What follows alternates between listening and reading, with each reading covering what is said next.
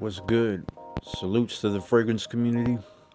With that being said, we're gonna get it in with the scent description and let y'all know how it, airs out.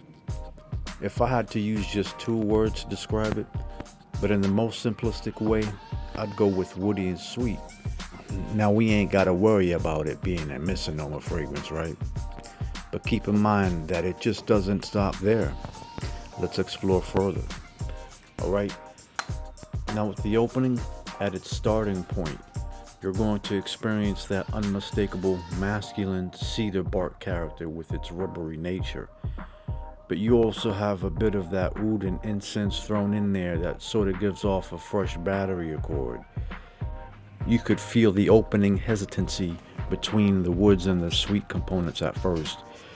It's a little bit of a standoff between them, but the woods, although having a firm stance as a background supporter, does not wish to be oblivious and lets the other notes blend and participate in harmonious fashion.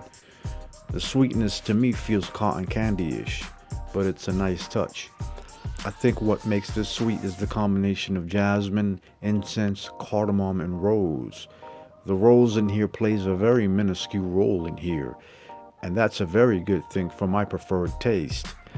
I tend to believe that there is also a vanillic note in here, and I think it could be coming from the incense, just because I think they play so well with each other, you know? So with this fragrance, you'd have to allow it to develop. It's a pretty even dose of woods and sweetness, because I don't feel like one is trying to overthrow the other.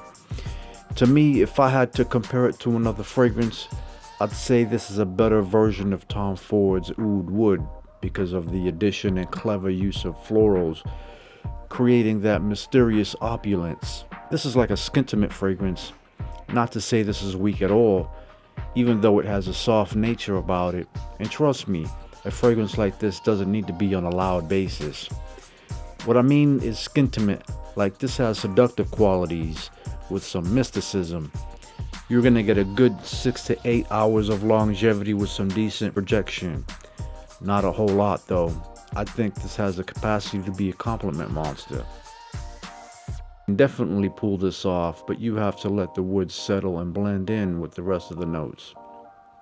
And it won't take long at all until it starts acting like what it should and what it is ultimately. This is Splendid Wood by YSL.